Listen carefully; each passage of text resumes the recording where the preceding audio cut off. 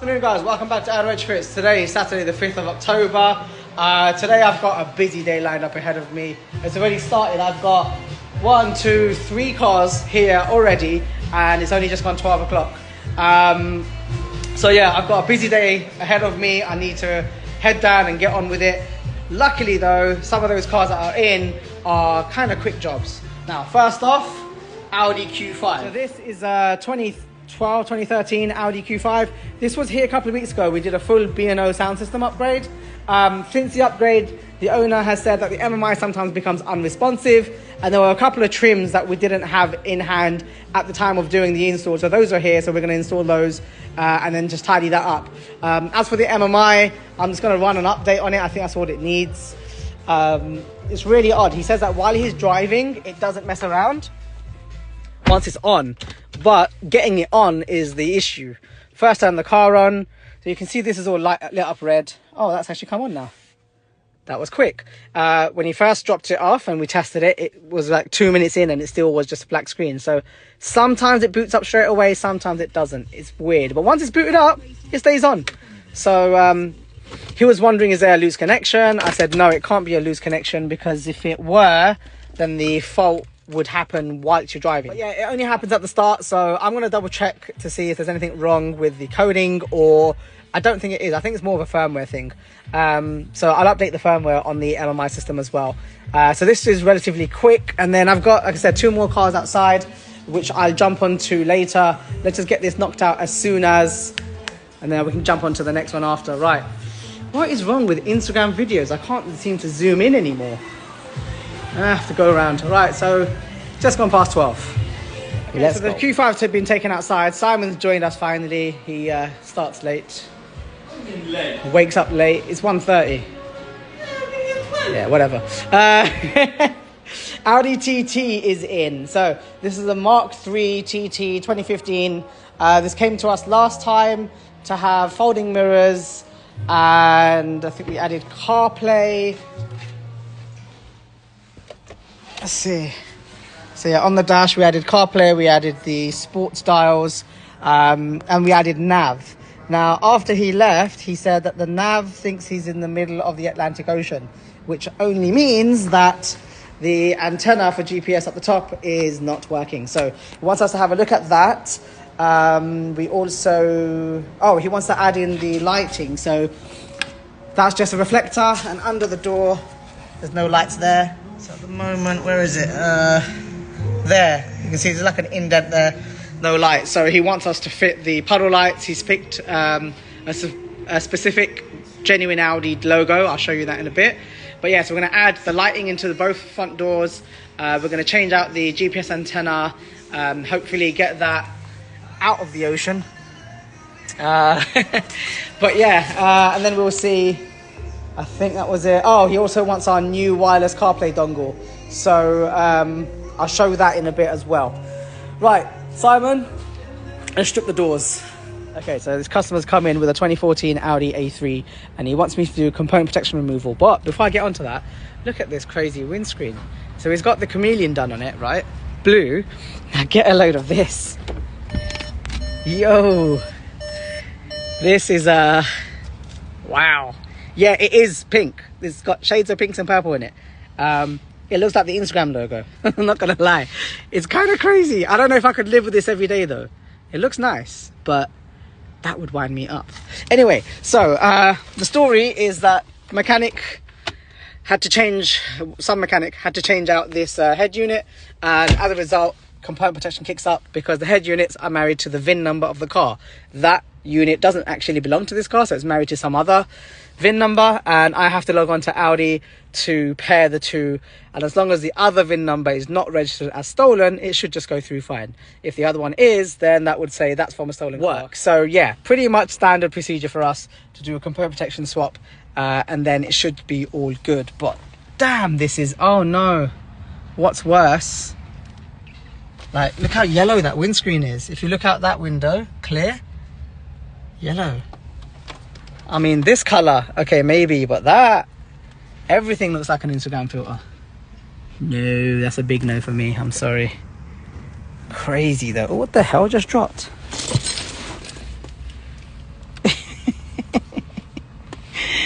Mr. Happy. Okay, yeah, this is gonna make you happy. I can imagine driving along in this with a bit of a, you know, oh my gosh, what a vibe. Anyway, let's get on with the job. Right, so it's just gone 3 o'clock and I'm done on the TT. So, first edition. We now have the door warning light, and that's the light that the customer went for. The gecko with the 4 rings. Looks really cool. So that's one done on the door there. It's the same again on the other side. Just reach across. There you go. They're very bright considering I've got all the lights on in here and you can still see it. So yeah, at night that will shine up really nicely. Now, if I just flick on the ignition, let navigation start up. So now we've got the antenna all fitted into place, and there you go. It's now reporting the right location of where we are here. So yeah, that's the GPS antenna is now working. I'm not sure why it's not focusing.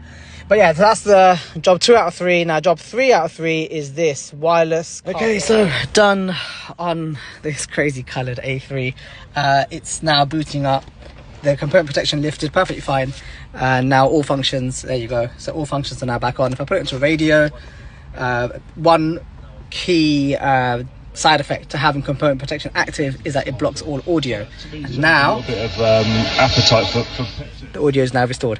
Okay, so this one's done. This one can go back, and let's go back and finish off on that TT inside. So this little device plugged into the USB port will give you wireless CarPlay. Very simple, very quick and easy. Now the USB port in this car, you can see there's a cable down there. It lives up here. So if I just pull out his original USB cable, make way for this device, plug it in. Right, so that's plugged into the USB port.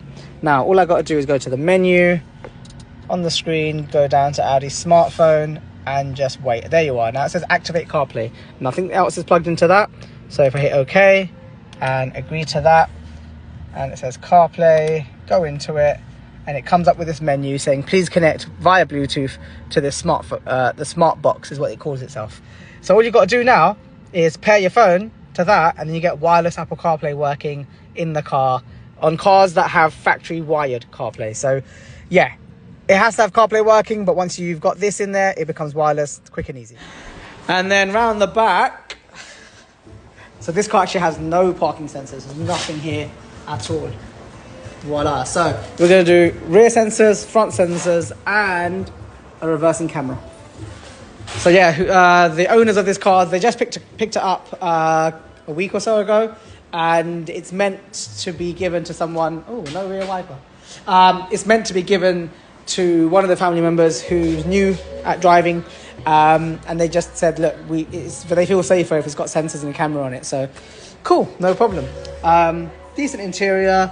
Again, what's with this carbon? This sticky carbon thing, I'm not sure about that. Pan roof though, that's, yeah, kind of unusual on a standard car, but she's not that bad. Electric seats.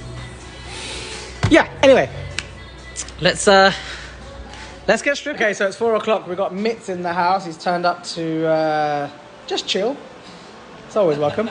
And then Simon, who all he does is chill. So, excuse me? We've got a HR meeting to go to, yeah? Right, next car in. Audi A3 8V facelift. Gorgeous colour. This, outside, it's got a different flex to it. I don't know, but this is lovely. Very nice deep dark blue, and then he's got these matte bronze bowler wheels. Really nice. Not sure about the carbon mirror caps. Nothing that's carbon on the car, so, you know, make it a theme. Anyway, lovely car, facelift A3. It's in for quite a lot, actually. So, on the front, parking sensors. You can see there's no sensors there. There's these fake ones in here. You can see behind it, there's nothing there. They're just to fill up the holes. But he wants front parking. Right, so it's a late finish, 7:41. Finally done on the A3. Right, so, long day. We have front parking sensor right there. These are now actual sensors. If I look behind it, you can see there's a bit of wire. So these are now sensors. You've got one there, one on that side, and the other one down the other side there. So 4 across the front. And then round the back, we now have got 1, 2, 3, and 4 down there, and the reversing camera as well. So everything's installed into the car.